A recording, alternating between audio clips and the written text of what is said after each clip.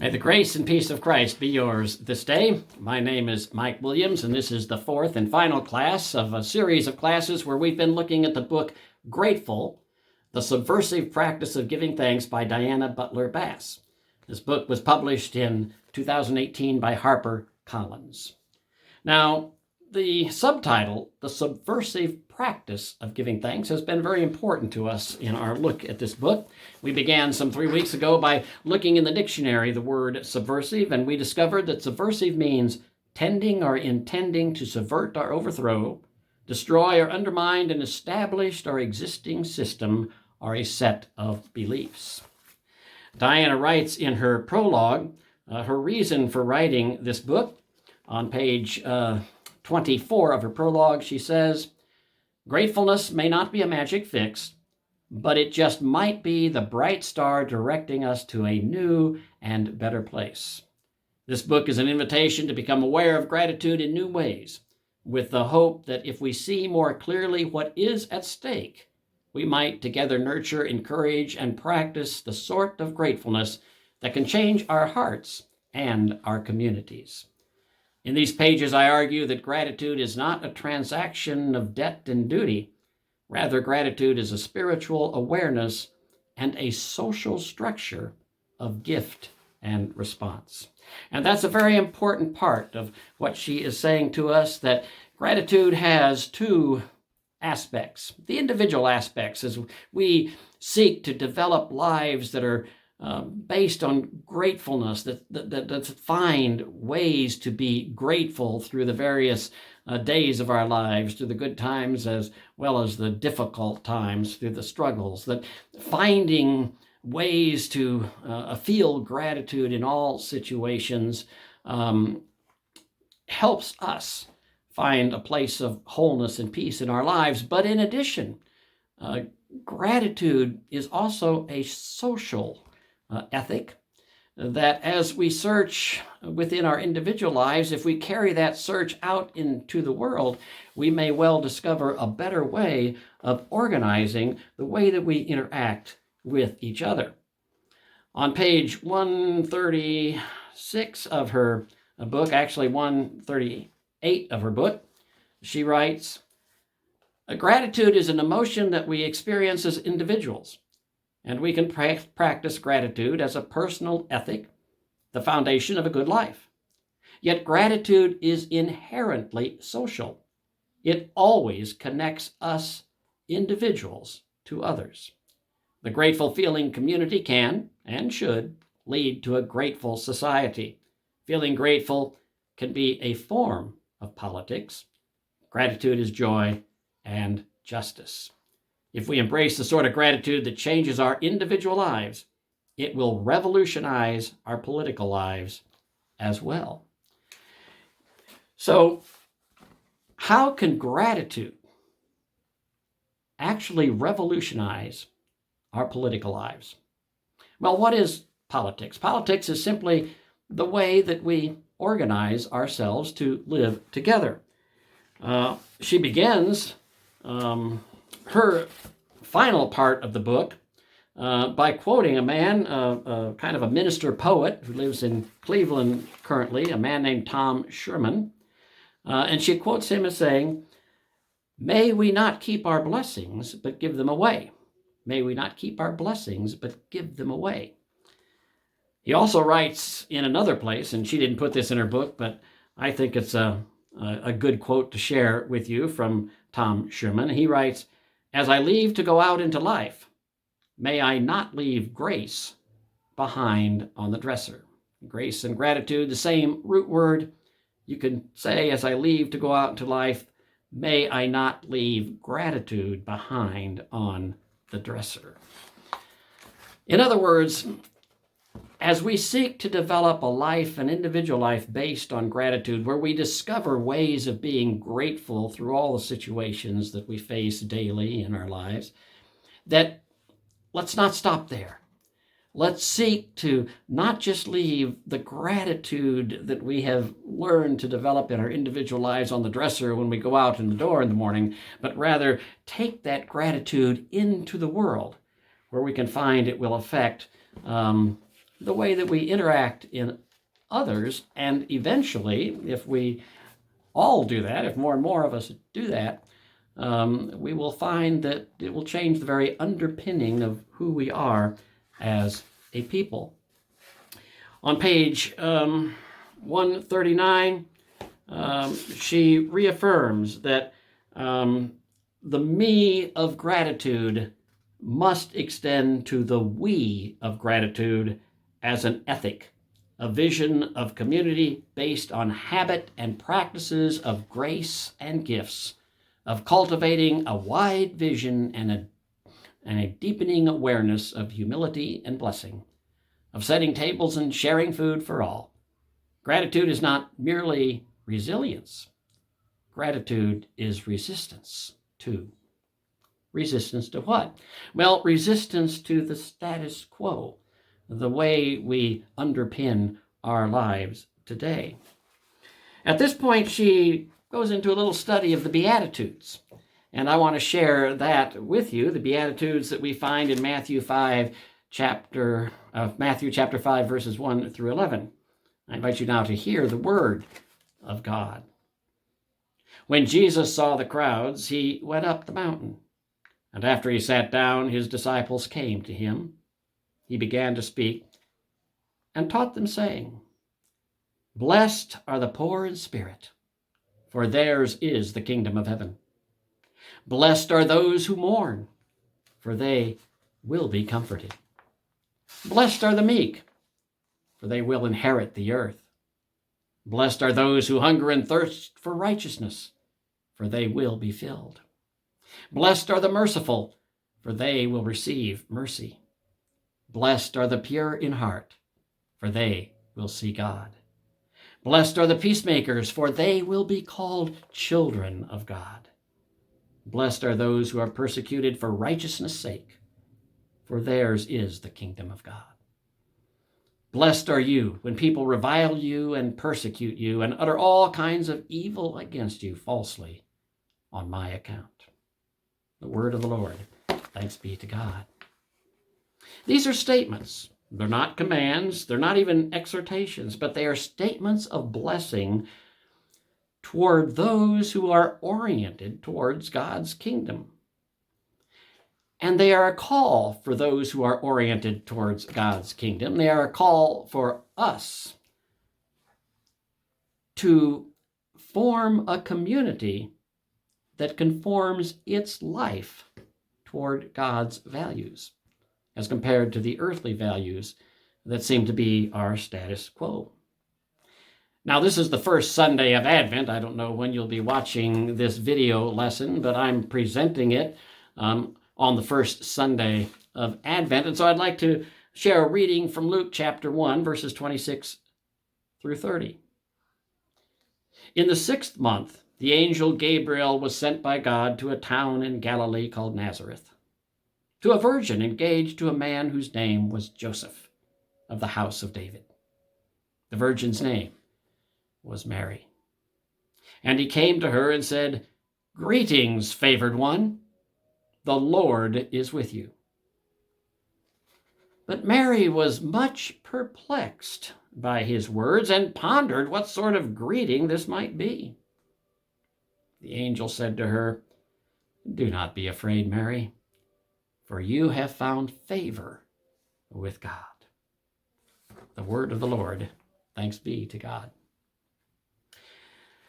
The blessings of the Beatitude, the word blessings comes from the Greek makarios, where it says, "Greetings, favored one," in this section about Mary. That word is harhito, which means highly favored one or highly blessed one. And in the sentence where he says, "Mary, you have found favor," that favor, the word favor, comes from a Greek eulogio, which means found favor or found blessings. So blessings are through all of these verses expressed in different ways, but with the same meaning behind them. Blessings from God, which really changes the world. This perplexed Mary. and it perplexes us today. It doesn't make sense because it really goes against what we see operating in the world today. Blessed are the merciful. Blessed are those who hunger and thirst. Blessed are the meek. Blessed are those who are persecuted. Blessed are the peacemakers. We see that it doesn't always work out that way, but we're defining blessings in our limited earthly way. We're not understanding them as a state or a condition granted to us by a graceful God. You see, God uniquely blesses, that is, uniquely favors those who struggle, both individually and as a community. That's sometimes hard to see in the midst of our struggles, in the midst of this pandemic, in the midst of our political struggles as a divided nation today, in the midst of the tensions that we see throughout the world, in the midst of the individual struggles that we face in our own lives. God is blessing us with God's very presence. These are blessings that come from God, and that is the first part of developing a life or an ethic of gratefulness, is understanding that all that we have, everything, comes from God, a gift from God, a blessing from God. Even our ability to bless God, to worship God, comes as a gift from God. Everything comes from that initial fact that we are children of a grateful God. And that understanding begins our ability to move to a life that is underpinned by gratefulness.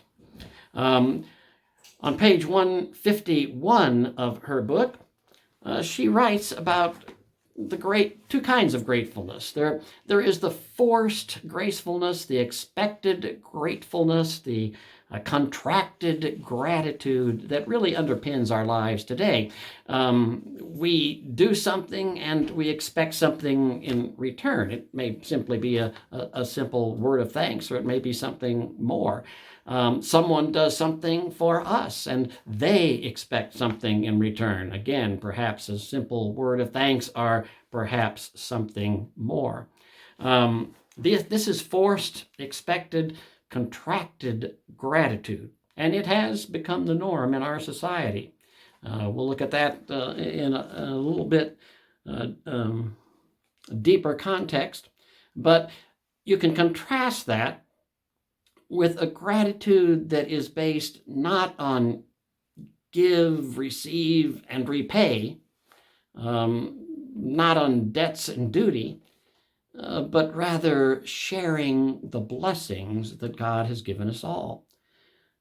She says one good explanation of the system that we operate under now came from the 2015 contest for the Republican nomination for the presidency. She uses the example of Donald Trump here, who was speaking during one of the debates that the many Republican candidates had among each other while they were all seeking this nomination.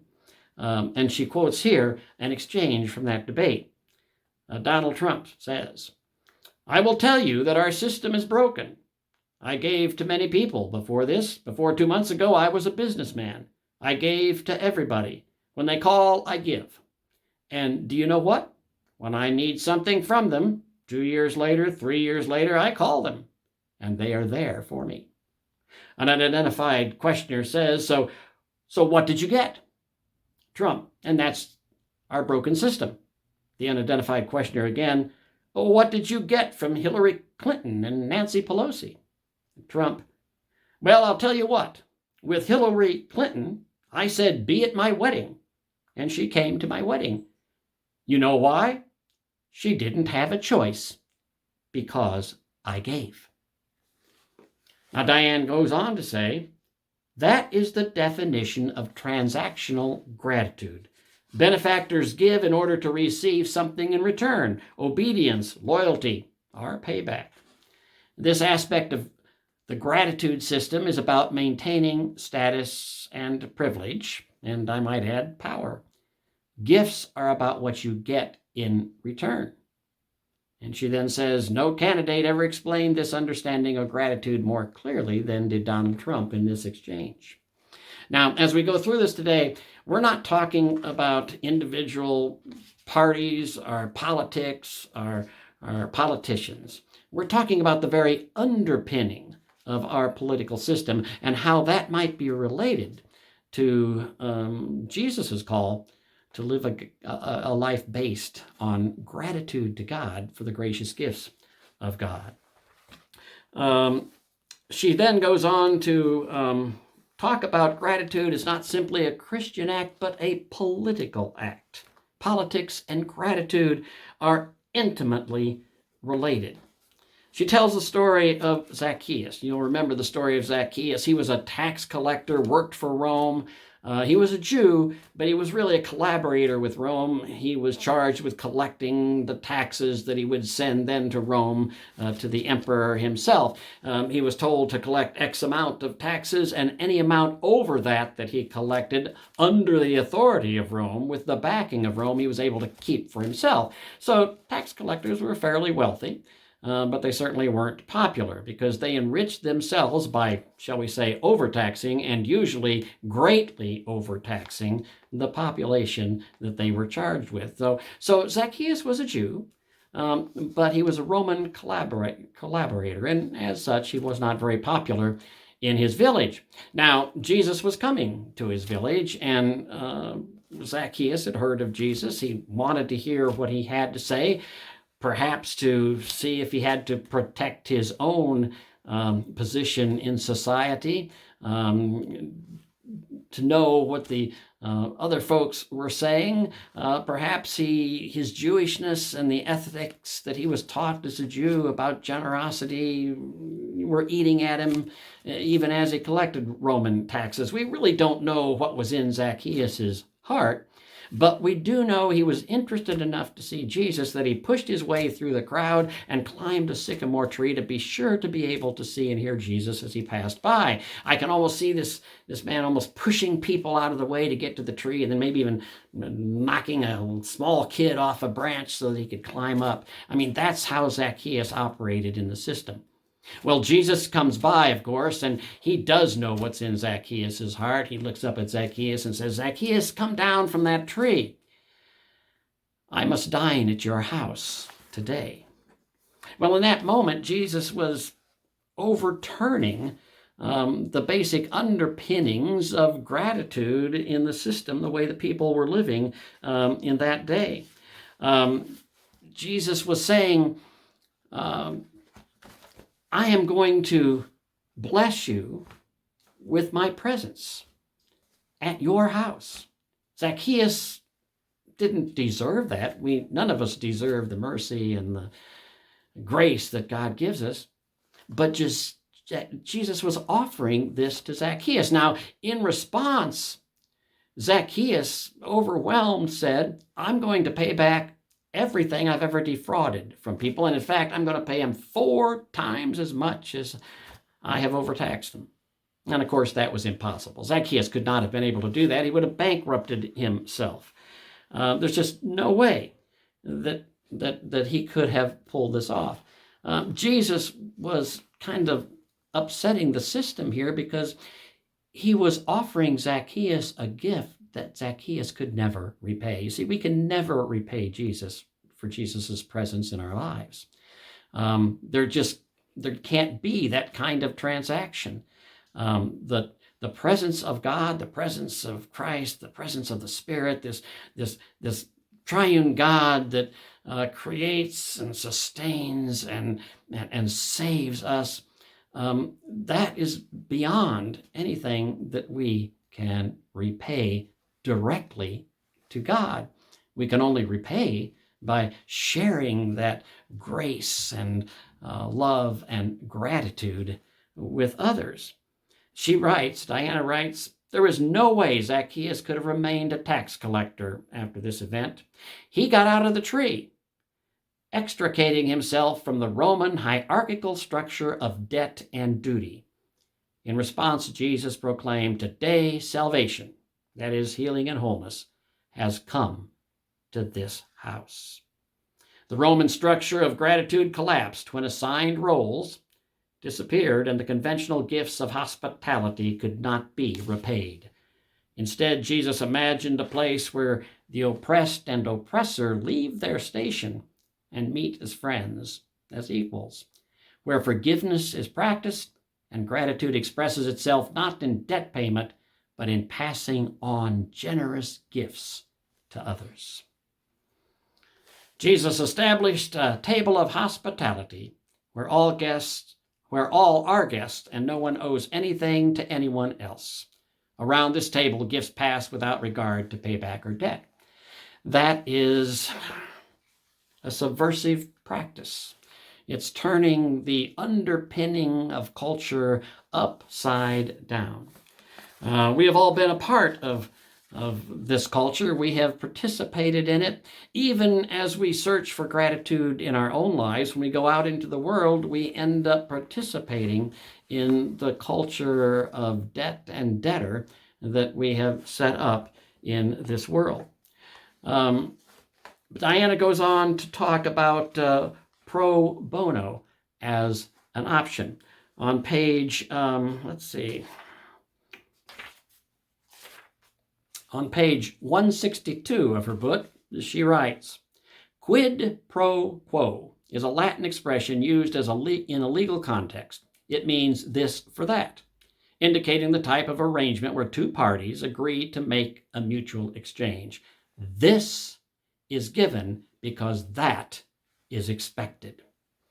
The opposite would be pro bono, another Latin expression used in a legal context with contrary meaning. It means literally for good, and perhaps is akin to for the sake of the greater good.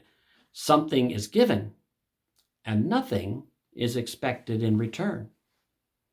So our system is based, our system of politics, and politics is the way, of course, we organize ourselves to live with each other in communities. Well, our system of politics, of political living with each other, is based on quid quo pro.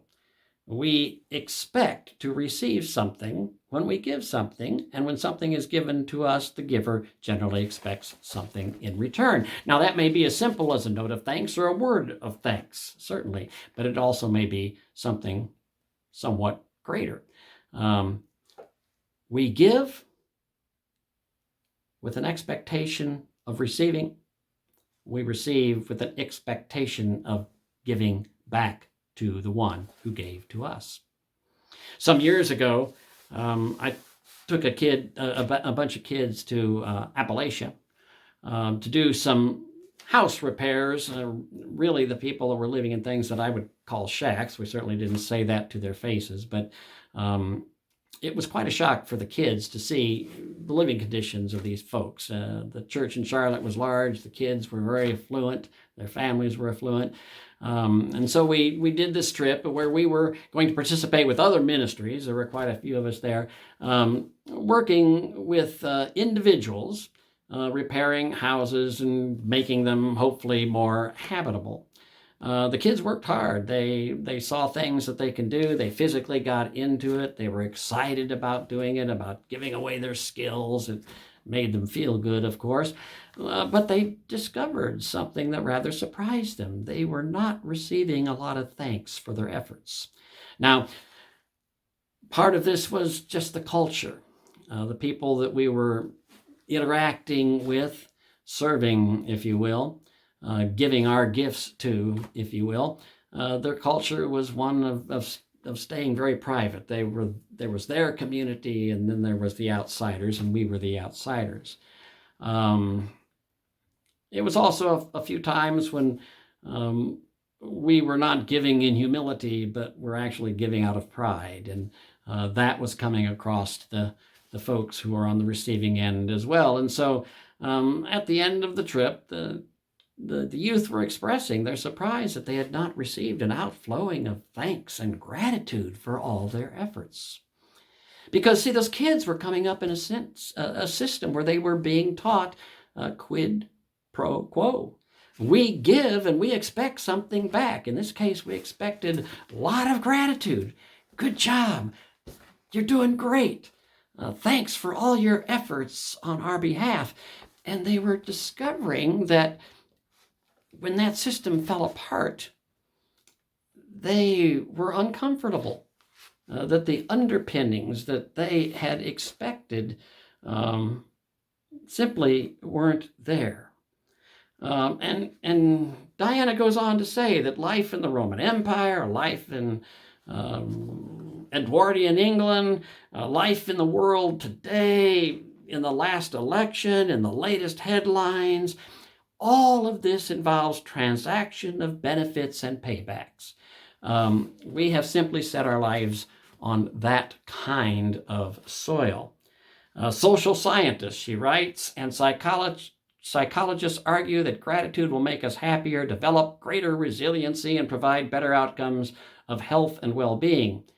If gratitude is but an individualistic practice, however, it only serves to help us adjust to a fundamentally corrupted form of political life. In other words, if we keep gratitude as an inward spiritual practice, it's good. It's good to develop our lives around a sense of gratitude to God and for all the gifts that come from God directly and indirectly through others. That's a good thing. But what that can do if we just simply leave it there is allow us to continue to operate in a world that is simply fundamentally corrupted, in that it is not based on that sense of gratitude that comes not from expecting something, but comes from giving with nothing expected in return. That sense of true gratitude that Jesus was speaking about in the Beatitudes, and Gabriel was sharing with Mary as she was visited by the angel. Sometimes we find ourselves as Christians having to face the hard reality that we are serving the very structures that we often rally against. Zacchaeus was running into a different kind of gratitude, she writes. He was coming face to face with the fact that Jesus was offering him a different way of being grateful, a different way of basing his life. Not on the quid pro quo system that Rome had developed so strongly and that he was participating in at the expense of his neighbors, but rather Jesus was offering him a pro bono system where he could participate and share blessings, expecting nothing in return. Politics and gratitude. Politics, again, simply the way we organize our living together. It's not a dirty word. Sometimes we really treat it as such, and the way we operate in the political world does give it a bad connotation. But politics in and of itself is not bad. It's simply the way we organize ourselves to live together as a community. And politics and gratitude are interrelated. They have always been interrelated. They are connected because gratitude is the way we underpin our life, whether it's the gratitude that's based on debt and debtors or the gratitude which is pro bono, based on giving without any expectation in return, sharing, let me put it that way, without any expectation of return. Either way, gratitude is the underpinning of how we live. This for that or that for nothing. It's still a part of our very system of community life. And politics is how we organize that community life. So gratitude and politics are absolutely intertwined and have always been so. Gratitudes for God's great gifts calls us to share our blessings, and politics is all about how are we going to share those blessings. Pro bono politics are still politics. Now understand that Christians are going to disagree on how best to share blessings. That's fine. There's different ideas on how we can help each other, how we can help those who are on the lower ends of society, perhaps? How can we best pass on the blessings we have received from God? So pro bono politics doesn't mean we're all going to agree on everything. It's still politics, but it changes the discussion. It changes the discussion from having power and influence and debts and debtors. It changes that discussion to being part of a system that always remembers that everything we have comes as a gift from God, and that we are called to share those blessings. And then it becomes a matter of how we can have a dialogue on how best to share those blessings. Voting, for example, becomes more than just about ourselves. It becomes about giving, not receiving, about sharing, not hoarding. We go into the voting booth and we vote based on how we truly believe we can best share God's blessings with all of our community, those that we know well and those that live somewhat outside our own circles. On page 166, she writes, actually page 167, she writes, much contemporary political talk, both from conservatives and liberals, revolves around the notion that this structure of benefactors and benefits should repair the system and could make it fair again. This is an appeal to the past, when gratitude bound citizens together in reciprocal obligations of debt. Conservatives tend to emphasize those obligations as they affect private charities and trickle-down economics. Liberals tend to emphasize government duties like Social Security and health care. Conservatives seek to privatize the role of benefactor. Liberals see the government as the benevolent provider of benefits. Most politicians on both ends of the spectrum ignore the humanity of the beneficiaries. Both hearken back to some golden era where their particular idea of public gratitude functioned well in their mind, whether it was the Reagan era or the Roosevelt era,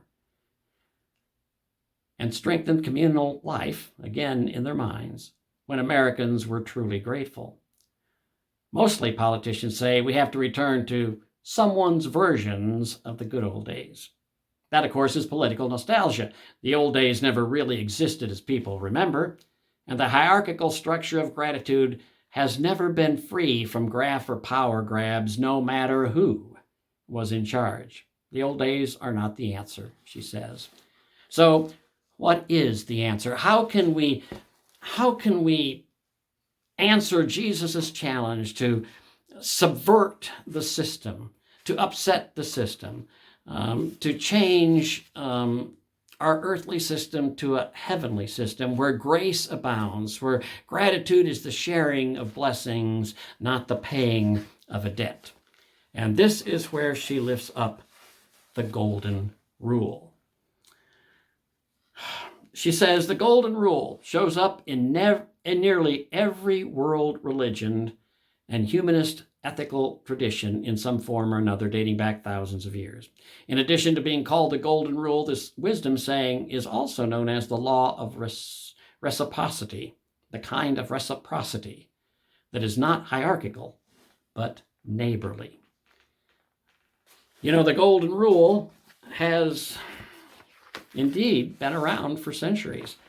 Wikipedia, which is the big internet encyclopedia, states this: the golden rule is the principle of treating others as you want to be treated. It is a maxim that is found in most religions and cultures. It can be considered an ethic of reciprocity in some religions, although different religions treat it differently. So the idea expressed in the golden rule dates back thousands of years. In Confucian times, which is 550 years before the birth of Jesus, we can find this written: do not do to others that which angers you when they do it to you. I love the way that's written. Do not do to others that which angers you when they do it to you. Now, in Leviticus chapter 19, which of course is our Old Testament scriptures, are the Jewish scriptures. You shall not take vengeance or bear a grudge against your kinfolk. Love your neighbor as yourself. I am the Lord. Then the Talmud, which is a Jewish theological book, what that says is, what is hateful to you, do not do to your fellow. This is the whole Torah. The rest is explanation. Go and learn. Jesus follows up on that when he speaks in Matthew chapter 7, saying, in everything do to others as you would have them do to you, for this is the law and the prophets. This golden rule, this do unto others as you would have them do unto you, is the very basis of a grateful life. Because it's a very understanding that we are passing on the blessings that we have received without any expectation, just as we have received blessings from God as unmerited grace. So too should we share these blessings among our neighbors. And who is our neighbor? Well, our neighbor are all those who are also God's children throughout the world. In Tobit and Sirach, which are intertestamental literature, things that were written between the Old Testament times and the New Testament times, and they're in our Christian scriptures a lot of times in Bibles as the Apocrypha. Tobit says, in Tobit chapter 4, do to no one what you yourself dislike. That's very plain, isn't it? Do to no one what you yourself dislike. And Sirach, the wisdom of Sirach, chapter 31 says, recognize that your neighbor feels as you do, and keep in mind your own dislikes. Recognize that your neighbor feels as you do, and keep in mind your own dislikes.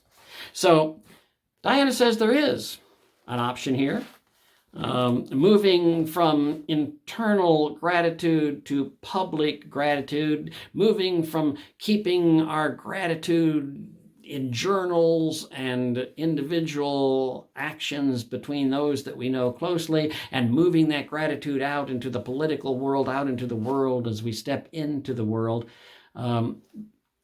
is difficult. But there is a way to do that, and that way begins with following what we call the Golden Rule as a basis of sharing blessings, of sharing gratitude. She writes on page 139, again, gratitude is an emotion we experience as individuals, and we can practice gratitude as a personal ethic, the foundation of a good life. Yet gratitude is inherently social. It is always connecting us as individuals to others. The grateful feeling community can and should lead to a grateful society. So she comes back to that again and again. She even lifts up the Lord's Prayer, and I think rightly does so, as something that challenges us to strengthen our gratitude, that we might help bring in God's kingdom. Our Father who art in heaven, hallowed be thy name. Thy kingdom come, thy will be done on earth as it is in heaven. Give us this day our daily bread, and forgive us our debts, our trespasses, as we forgive those who trespass against us, or as we forgive our debtors.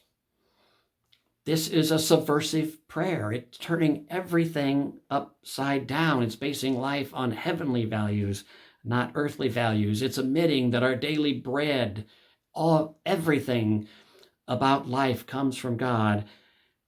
And then we operate in a way of thanksgiving and gratefulness that leads us to forgive others, to eliminate debt and debtors from society as a quid pro quo, but rather enjoins us to live as ones who understand pro bono as a way of life, offering something, expecting nothing, truly expecting nothing, understanding that's what grace is all about. Now, On page 177, she begins to wrap things up, and I want to share that with you. Even gratitude caught up in the structure of pyramids that she's talking about in the status quo of today, becoming a tool of privilege, payback, and control. Even then, the most moving and most tender of all human nations, the deepest ethic of emotions, the deepest ethic of sharing and of mutual care, has been perverted into a mechanism of debt and duty by systems doomed to fail. I'm reading that a little bit out of context, but what she is talking about here is that gratitude, which is a good thing, has been caught up into a system that it was never meant to be, and has been perverted. Gratitude has been perverted from something related to grace, the very same root word, gratitude related to grace. It's been perverted from that into something that is related to debt, to duty, to expectation, to contract. And she says it is time to reclaim gratefulness. In our hearts, we do not really want a gratefulness that is based on debt and duty. We long to live in an infinite circle of gift and response. That's how she refers to it. Instead of debt and duty, gratitude is gift and response. Response that is freely given. Response that is freely given when we receive. Response that is freely shared when we receive. Abundance, receiving gifts, passing benefit to all. This is the nature of things. It is the sort of gratitude that resists injustice. Gratitude is what Moses taught, what the prophets proclaimed, what Jesus practiced, what enlightened the Buddha, what native elders and medieval saints knew, what meditation reveals, what human hearts and sciences point toward, and what, if you are anything like me, you dream of. A pro bono world, all invited to the table to feast. Gratitude is right here, right now. The world will change when we know gratitude for what it is meant to be, when it is rightly experienced as both the center and circumference of our society, our politics, together. She wraps up her book by reminding us of her thesis, that achieving a communal sense of gratitude will indeed challenge us in profound ways. The politics of gratitude necessarily leads to a focus on the common good and a whole life commitment to securing conditions that reflect the worth and dignity of all. And that is not easy in our world. Not easy in our world when we believe that we control our destiny, forgetting that all gifts, including our ability to learn, share, to discover, to earn money, to be successful, all of these abilities come as gracious gifts from a gracious God, and they should be shared in gratitude. We need to form a new political language, she suggests. As pointed out in earlier chapters, much of our current political language echoes the language of debt and duty gratitude. We need to shift towards a political language of gift and response gratitude. We should rethink the whole language of social programs, for example.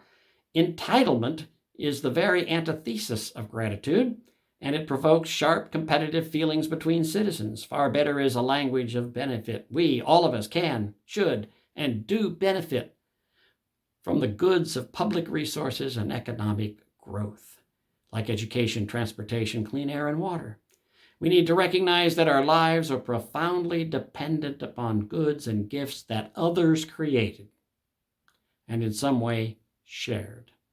We all receive and we all give. No one is a taker or a maker. The role of government is not as benefactor. Rather, democratic government can be understood as a process to fairly distribute social benefits, to equalize tailwinds for all citizens so that it can achieve full, safe, and meaningful lives, which is a reflection of the grace that God showers upon us. She continues to write in her concluding epilogue, "We desperately need to banish quid pro quo from our communal life together, and we place it with pro bono thinking. If we start to reimagine our politics as being about stewardship, abundance, and care, we move naturally towards practicing gratitude in community. We keep in mind that gratitude is about me and we.